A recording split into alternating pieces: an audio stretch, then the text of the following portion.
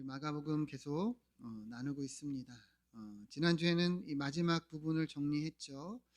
부활하신 예수님께서 엠마오로 시골로 향하는 두 제자에게 성경을 풀어서 예수님이 그리스도시고 그리고 주님이 받으시는 영광에 대해서 설명해 주셨습니다. 하나님의 말씀을 들은 두 제자는 어떻게 됐습니까? 마음이 뜨거워지면서 주님의 부활을 믿지 못했던 이들이 이제는 밝히 보고 믿게 되었다 했습니다. 이 의미가 무엇입니까? 머리로는 믿지 못했던 이 예수님의 부활이 주의 말씀을 들음에서 이것이 믿어지는 역사가 일어났다는 거죠. 믿음은 들음에서 나고 들음은 그리스도의 말씀이니라. 우리가 이 부분을 보았습니다.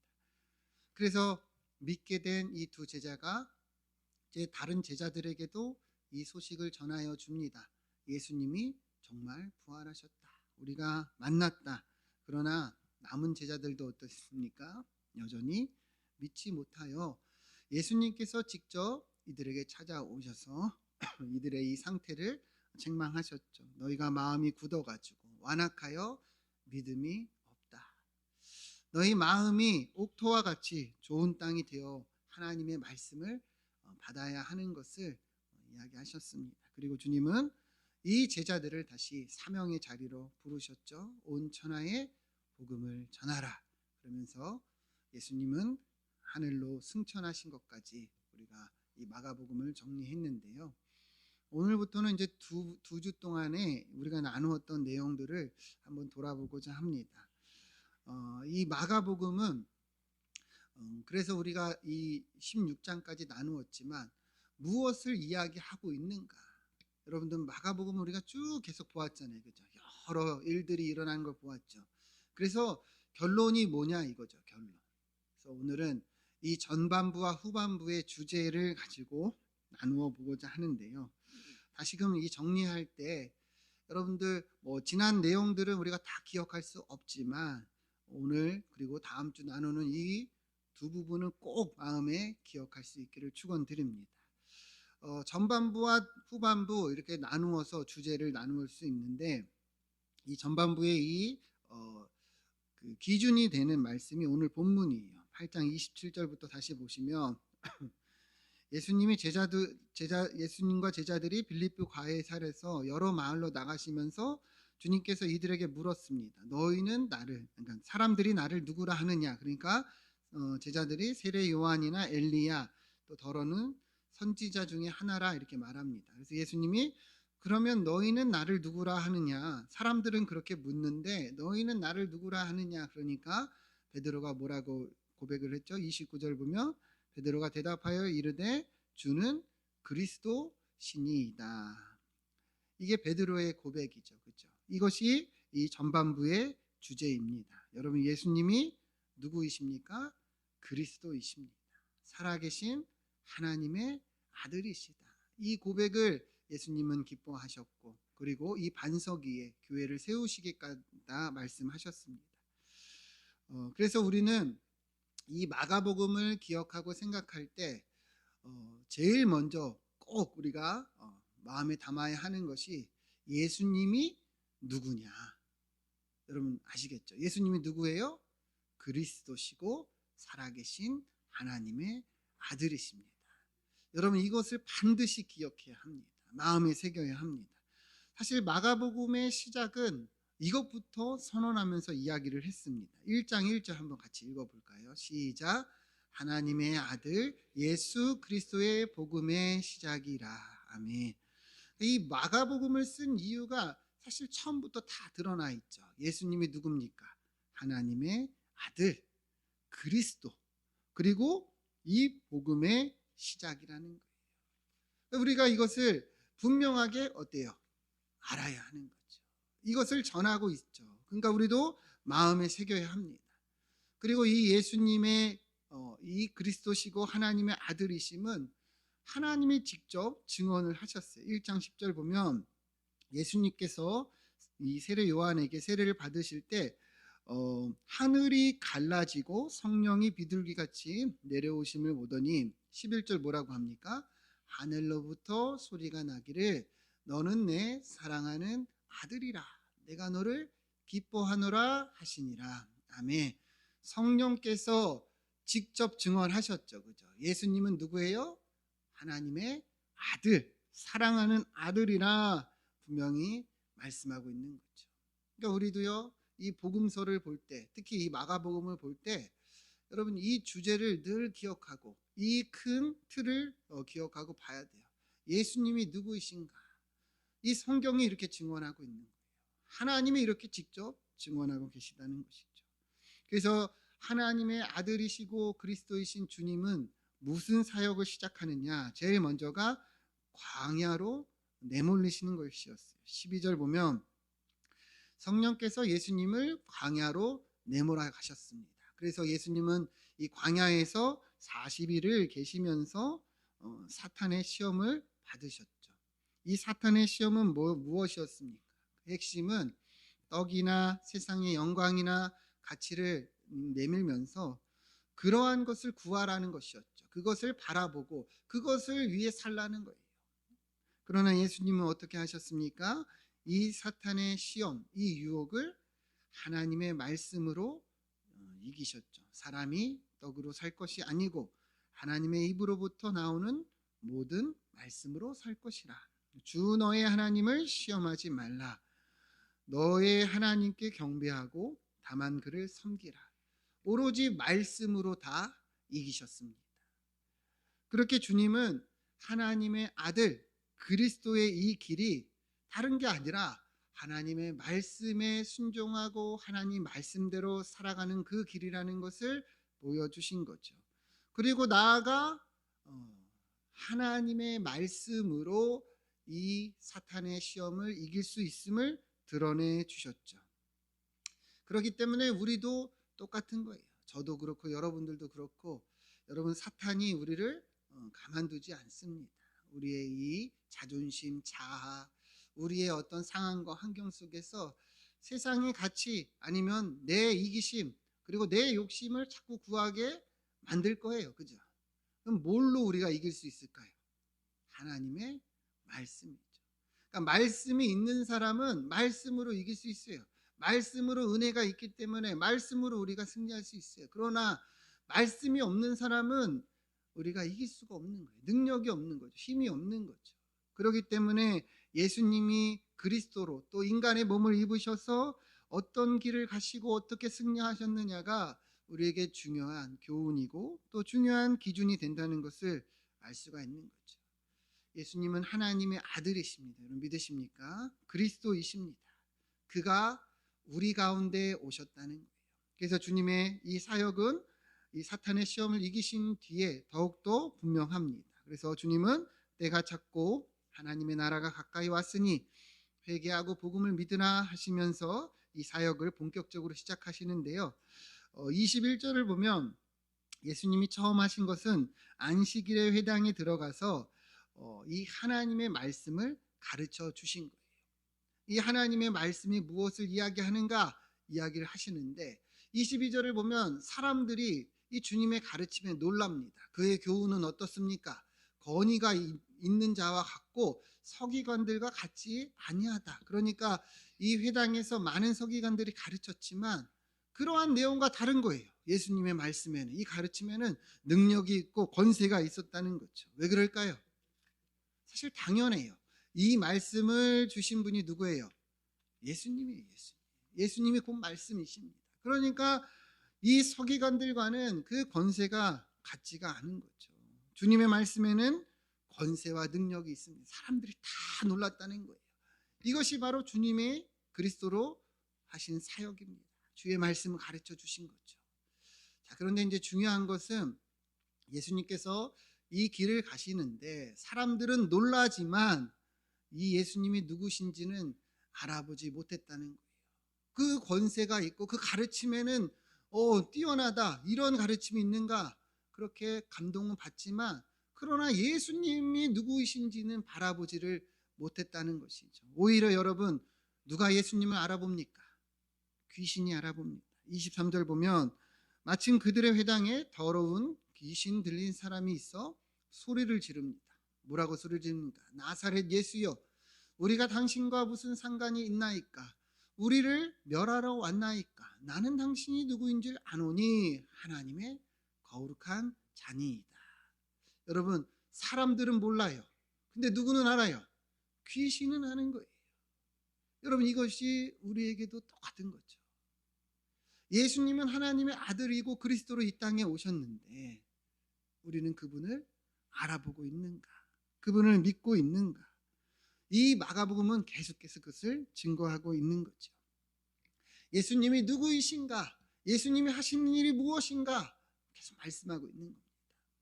그래서 1장 31절 보면 예수님께서 이 베드로의 장모의 이 열병을 고쳐주실 때도 이 장면이 아주 잘 드러납니다. 예수님이 이 여인의 손을 잡아서 일으키시니 어떻게 됩니까? 열병이 떠나고 여자가 수종드니라 이렇게 얘기를 합니다. 이 베드로의 장모가 열병이 떠나가고 나음을 입었다는 것이죠. 여러분 생각을 해보세요. 병을 낫게 하는 분이 누구이신가? 이 말씀에 열병까지도 순종하는 분이 누구인가? 그 권세가 이 말씀에서 다 드러나고 있는 거죠. 병을 제어할 수 있는 분은 여러분 의사가 아니라 하나님이십니다. 여러분 믿으십니까? 의사는 처방을 할 수 있어요. 약을 처방하고 그리고 수술을 할 수 있어요. 그러나 의사가 낫게 하는 것이 아니라는 것이죠. 그래서 의사들도 그러잖아요. 제가 할 수 있는 것은 다 했으니까 기도하자. 그리고 이제는 하나님의 뜻에, 하늘의 뜻에 맡기자 이렇게 얘기하잖아요. 그렇죠? 병을 제어할 수 있다는 것, 이것을 이 마가복음은 예수님이 누구이신지를 보여주고 있는 거예요. 그리고 중요한 것은 예수님은 이 여인의 손을 잡았죠. 그죠? 당시의 여자는 신분적으로 굉장히 낮은 사람입니다. 그래서 여자의 손을 잡는 것은 거의 있지 않은 일이죠. 더욱이 병에 걸렸기 때문에 손을 닿기만 해도 부정해질 수가 있어요. 그죠? 근데도 예수님은 손을 잡아서 고쳐주셨어요. 왜 그럴까요? 예수님은 부정해지는 분이 아니라 오히려 부정한 병을 정결케 하시는 분이심을 이 말씀은 드러내고 있는 것이죠. 그래서 이후에도 똑같습니다. 40절 보면 이제는 누가 나타나느냐? 나병 환자가 나타납니다. 나병이 뭔지 알죠? 옛날에 문둥병이라고 그랬고 뭐 한센병이라고 그랬죠. 이 병은 어때요? 살이 막 썩어 문드러집니다. 그죠? 근데도 나을 수 있어요? 없어요? 없어요. 고통도 없어요. 심지어 이 병에 걸리면요, 이 진영 밖으로 쫓겨나야 됩니다. 가족들에게서 버림받고 공동체 밖으로 나가요. 그런데도 나으기가 거의 불가능하기 때문에 절망적인 병이란 말이죠. 그런데 이 나병 환자가 예수님께 와서 간구하는 거예요. 저를 깨끗하게 하실 수 있나이다. 그러니까 예수님이 불쌍히 여기사 그 다음 또 어떻게 해요? 손을 내밀어 그에게 대셨다는 거예요. 여러분 누가 문둥병자에게 나병 환자에게 손을 대겠어요? 그렇죠? 말도 안 되는 거예요. 근데 예수님은 그렇게 하면서 뭐라 그래요? 내가 원하노니 깨끗함을 받으라. 너무 감동적이지 않습니까? 저는 우리 주님의 이 마음이 느껴져서 너무 감동적이에요. 예수님은요 이것을 위해서 이 땅에 오신 거예요. 그러니까 어떻게 됩니까? 곧 나병이 그 사람에게서 떠나가고 깨끗하여졌다 분명하게 말씀하고 있는 거죠. 이 나병은요 여러분 고칠 수 없는 병이에요. 근데 누가 고쳐주셨어요? 예수님. 예수님이 누구이신지를 성경은 계속 증언하고 있는 거예요. 특히나 이것은 영적인 의미를 갖죠. 나병이라는 것은요 절망입니다. 거의 사망이에요. 근데 이 절망에서 이 사망에서 누가 구원을 하셨는가? 누가 구원해 줄 수 있는가? 바로 예수님이죠. 그분이 그것을 위해 이 땅에 오신 그리스도이십니다. 여러분 믿으십니까? 우리도 똑같은 거예요. 우리에게 절망이 뭘까요? 이 사망의 권세죠. 우리에게 이 비참함이 뭘까요? 결국에 다 죽는다는 거예요. 여러분 아무리 열심히 살아보세요. 안 죽나? 아무리 많은 것을 가져보세요. 다 죽으면 그 가져갈 수 있는가? 아무 소용없어요. 여러분 내일 죽는다 그러면 무엇이 우리에게 소망이 되고 무엇을 여러분도 우리는 붙잡고 살겠습니까? 다 똑같을 거예요. 하나님 바라보지 않겠습니까? 예수님께 나아가지 않겠습니까? 그게 진짜라는 거죠. 그게 소망이라는 거죠. 근데 우리는 자꾸 잊고 사는 거예요. 믿는다 말하지만 무엇을 믿는지를 모르는 거예요. 믿는다 말해요. 아멘 해요. 근데 뭘 믿고 뭘 아멘 하냐 이거죠. 예수님이 하나님의 아들 그리스도이심을 우리는 믿는 것입니다. 그분이 우리에게 소망을 주셨고 그분이 우리에게 이러한 사망의 권세에서 구원하셨다는 것이죠. 그래서 우리는 분명하게 알 수 있는 거죠. 마가복음은 계속해서 증언합니다. 2장 5절을 보면 2장에서도 이제는 중풍병자의 병을 고치시는데 여러분 여기서 다른 것을 잘 보세요. 앞서는 내가 원하노니 낫기를 원한다 이렇게 하면서 고쳐주셨는데 이제는요 중풍병자에게 뭐라고 하느냐, 작은 자야 내 죄사함을 받았느니라 이렇게 얘기를 합니다. 이제는요 고쳐주시는 것이 아니라 뭘 말씀하셔요? 죄사함을 말씀하셨어요. 여러분 죄를 사할 수 있는 분이 누구입니까? 하나님 외에 있어요 없어요? 없죠. 예수님은 분명하게 당신께서 하나님의 아들이시고 또 그리스도이심을 보여주고 있는 거죠. 그런데 잘 보면 이 사람들은 이 말씀을 들으며 뭐라고 했냐, 예수님을 보기는커녕 저 사람이 지금 신성모독죄를 지었다 이렇게 얘기합니다. 똑같은 말씀을 들어도 누군가에게는 예수님을 구주로 그리스도로 바라보지만 누구는 그렇게 대적하고 반대한다는 것이죠. 이것이 이스라엘 백성들의 반응이었다는 거예요. 아무리 보여주고 또 보여주고 또 말씀해도 인간은 어떤 거예요? 깨닫지를 못하는 거예요. 그래서 예수님은 이제 또 무엇을 보여주시냐, 4장을 가면은 큰 광풍이 일어나는 상황 속에서 주님의 하시는 일이 나타납니다.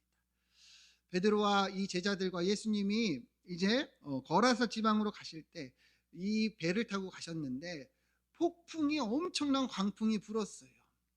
그래서 이 배가 부딪혀가지고 그 물이 이제 가득하게 됐어요.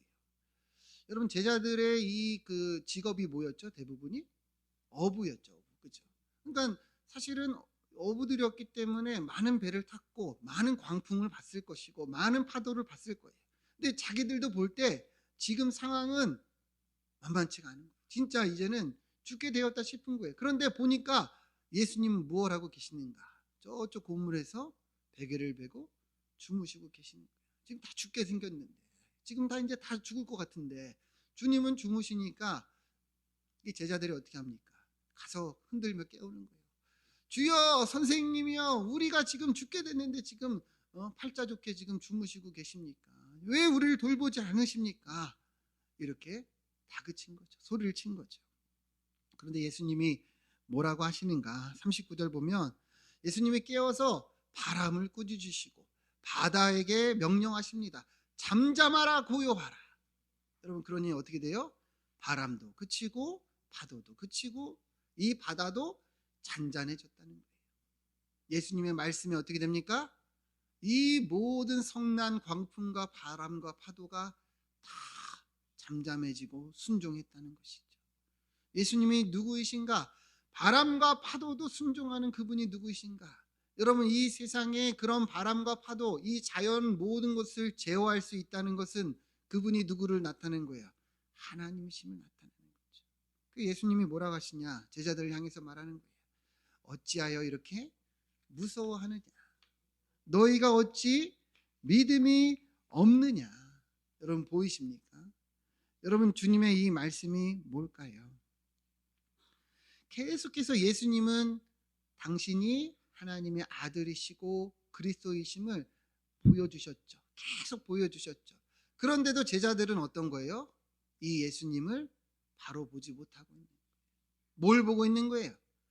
바람을 보고 파도를 보고 성난 광풍만 보고 있는 거예요. 상황을 보고 환경을 보면서 나 죽게 되었습니다. 내가 죽겠습니다. 나 힘들어 죽겠습니다. 주님 어디 계십니까? 이렇게 예수님께 따지고 있는 것이죠. 그럼 예수님은 말씀하시는 거예요. 믿음이 어디 있느냐?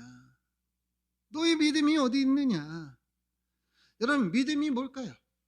여러분 예수님 믿으십니까? 그 믿음이 뭐예요? 믿음. 믿는다고 말하는데 믿음이 뭐냐는 것이죠. 믿음은 다른 게 아니에요. 우리가 계속 얘기하고 있잖아요. 예수님이 누구이신가를 아는 거예요. 예수님이 누구예요? 하나님의 아들, 우리를 구원하시는 그리스도입니다. 그분을 아는 것, 누구인지를 아는 게 믿음이고요. 더 나아가 믿음은 그분이 우리와 함께 하시고 계시다는 것을 믿는 것이 믿음입니다. 여러분 진정 믿으십니까? 그분이 함께하고 있는데 이 제자들은요, 이 이상한 소리를 하고 있는 거예요. 하나님의 아들이 함께하고 있는데 두려워하고 걱정하면서 이 믿음 없는 소리를 하고 있는 거죠. 왜 우리를 돌보지 않으십니까? 그 예수님께서 책망하시는 거예요. 야, 내가 너희하고 함께 있는데 아직도 무서워하면 어떡하냐? 내가 지금까지 얼마나 많은 것을 보여줬는데도 아직도 믿지 못하냐? 주님 말씀하시는 거죠. 근데 여러분, 이게 우리들의 모습이라는 거예요. 여러분, 우리가 신앙생활을 얼마나 오랫동안 해왔습니까? 10년, 20년, 30년. 그런데도 아직도 이 믿음이 뭔지를 몰라요. 그죠? 그래서 어떻게 합니까? 상황을 보고 환경을 보고 죽겠다, 우리 큰일 났다, 두려워하고 이러다 이거 망하는 거 아니냐. 여러분 망합니까? 안 망합니까? 안 망해요. 뭘 망해요? 우리 다 지금 천국의 소망이 있는데. 그러니까 나와 함께 하시는 예수님은 보지 못하고 그냥 상황과 환경에 딱 막혀가지고 아이고 죽겠습니다. 이 제자들의 모습이 우리들의 모습이라는 거죠. 여러분, 우리는 상황이나 환경을 보는 사람들이 아니라 누구를 보는 사람들이에요? 예수님을 보는 사람들이에요. 그분이 우리를 위해 이 땅에 오신 그리스도시고 하나님의 아들이심을 보는 것이 믿음입니다. 그러니까 때로는 어려운 게 있죠. 여러분, 예수님과 제자들이 함께 한 그 상황 속에서도 이 광풍은 불었어요. 배가 막 폭파될 것 같았어요. 그죠? 그런 게 없는 게 아니죠. 그죠? 있어요. 우리도 그렇잖아요. 살아가는 동안에 왜 어려움이 없겠습니까? 왜 힘든 일이 없겠습니까? 많겠죠. 그러나 두려워하지 말 것은 이 그리스도께서 우리와 함께하고 계시다는 거예요. 감당하지 못할 시험을 주지 않으십니다. 피할 길을 내십니다. 여러분, 그 예수 그리스도를 바라보면서 우리도 모든 상황과 환경을 이겨나갈 수 있기를 주의 이름으로 축원드립니다. 그런데 중요한 거는 계속 이들은 알지 못한다는 거예요. 이제는 유대인들이 와가지고 주님을 힐난합니다. 8장 11절 보면 바리새인들이 나와서 예수님을 힐난합니다. 힐난이라는 것은 다른 뜻이 아니라 이제 따지고 욕했다는 의미예요. 그러면서 뭘 얘기를 하냐? 하늘로부터 오는 표적을 구하는 거예요. 그러니까 증거를 대라는 거예요. 당신이 정말 하나님의 아들 맞아요? 그러면 증거를 우리에게 보여라는 거예요. 예수님이 어떠신 거예요? 탄식하시는 거예요. 왜 탄식하실까요? 주님은 이미 너무 많은 것을 보여주셨잖아요. 그죠? 이미 계속 보여주셨잖아요. 우리가 뭐 짧게만 봤지만 얼마나 많은 것을 보여주셨습니까? 근데도 이 바리새인들은 또 보여달라는 거예요. 보여주세요. 당신 정말 하나님의 아들 맞아요? 왜 이렇게 했을까요? 이유는 간단해요. 예수님이 보여주신 표적은 자기들이 바라는 표적이 아니기 때문이에요. 이 유대인들이 바라는 표적은요, 간단해요. 잘 먹고 잘 사는 거예요. 다시 이 이스라엘이 로마의 이 속국에서, 지배에서 벗어나 강대국이 되는 거죠. 다윗의 때처럼, 솔로몬 때처럼 막 이제는 강한 아주 군사와 힘을 가진 그 나라가 되는 게 이들은 표적이라는 거예요. 그러니까 이걸 보이라는 거예요. 그러니까 예수님께서 탄식하면서 내가 다시는 너희에게 표적을 보여주지 아니하리라 말씀하는 거죠. 근데 이게 우리도 똑같은 거예요. 믿음은 있어요. 근데 우리가 바라는 이 신앙의 이 방향과 하나님이 원하시는 신앙의 방향이 너무도 다르다는 거죠. 예수님은 우리에게 어떤 신앙의 방향을 원하십니까? 너희도 나를 따르려거든 자기를 부인하고 자기 십자가를 지고 나를 따르라. 여러분, 그렇게 살아갈 때 성령의 역사와 성령의 열매가 나타납니다. 근데 우리는 어때요? 내가 죽긴 왜 죽어요? 내가 왜 죽어요? 나는 내 뜻대로 내 마음대로 아무리 하나님 말씀을 전하고 강단에서 해도 안 받아들이죠. 싫은 사람은 죽어도 싫고 미운 사람은 죽어도 밉고 나는 안 죽어요. 절대 안 죽어요. 그러니 열매가 나타납니까? 안 나타나죠. 그런데 무슨 표적이 있냐는 거죠. 예수님은 내가 죽는 십자가로 그 표적이 나타나고 하는데 우리는 내가 왕자에 앉아서 보좌에 앉아서 떵떵거리고 다른 사람 지적하고 다른 사람 군림하고 부리는 그러한 표적을 나타내려고 하니 전혀 그 길이 다르다는 거예요. 그럼 한국교회가 왜 이렇게 욕을 먹을까요? 제가 최근에 기사를 하나 보니까 지금 5대 6대 지금 교단 제일 큰 교단의 통합 합동 뭐 이렇게 교단에 이제 총 10년간의 성도 수가 160만 명이 줄었다고 합니다. 그럼 160만 명이면 얼마나 많은 사람이에요, 그렇죠? 이제 사람들이 교회를 걱정해요. 왜 그럴까요? 성경이 말하는 표적을 우리가 드러내지 않고 내가 말하는 표적을 원하기 때문이죠. 예수님을 믿는 것이 무엇인지 우리는 분명히 알아야 되는 거예요. 그래서 예수님 말씀하십니다. 18절을 보면 너희가 눈이 있어도 보지 못하고 귀가 있어도 듣지 못하느냐 또 기억하지 못하느냐. 그러니까 예수님은 아무리 말씀하고 말씀해도 이들이 듣지를 않는다는 거예요. 이것은 제자들도 똑같았다는 거예요. 그래서 예수님 뭐라 그래요? 내가 떡 5개를 5,000명에 줄 때 몇 바구니를 거뒀고 또 7개를 4,000명에 줄 때 몇 광주를 거뒀냐. 그런데 아직도 깨닫지 못하느냐. 예수님 말씀하신 거죠. 예수 믿는 것이 무엇이냐. 아직도 모르고 있냐는 것이죠. 그래서 예수님이 그 다음에 바로 이어서 보여주신 것이 한 맹인의 눈을 뜨게 해주는 거예요. 8장 23절 보면 예수님이 맹인의 손을 붙잡으시고 안수하셔서 무엇이 보이냐 하시니까 24절을 보면 이 맹인이었던 자가 눈을 떴는데 사람들이 보인다 이렇게 얘기를 해요. 못 보던 자가 딱 봤는데 보인다는 거예요. 근데 그 다음 보세요. 나무 같은 것들이 걸어가는 것이 보입니다 이렇게 얘기해요. 여러분 사람이 보이는데 나무 같은 것이 걸어 다닌다는 것이 말이 됩니까 안 됩니까? 안 되죠. 그러니까 무슨 말이에요? 보이기는 보이는데 제대로 보지 못한다는 거죠. 여러분 성경에서 보는 건 뭐예요? 믿음입니다. 이 예수님 말씀은 뭘까요? 이 제자들에게 분명하게 주시는 말씀이죠. 믿기는 믿는데 제대로 믿지를 못한다는 거예요. 그것이 우리도 똑같은 거예요. 여러분 믿기는 믿으나 뭘 제대로 믿어야 될 거 아니냐는 거예요. 예수님은 하나님의 아들이시고 그리스도이라는 거는 그분이 이 땅의 주인이시고 통치자라는 거예요. 그러면 그분의 뜻을 따라 살아가는 것이 우리의 삶인데 믿는다 말하지만 우리는 절대로 그분의 뜻을 따르지 않아요. 믿는다 말하지만 내 마음대로 산다는 거예요. 그러면 그것이 제대로 믿는 거냐? 아니라는 거예요. 25절 보세요. 그래서 예수님 뭐라 그래요? 다시 안수하심에 주목하여 보더니 그가 밝히 보는지라. 우리의 믿음이 분명하게 밝히 볼 수 있도록 제대로 봐야 한다는 것입니다.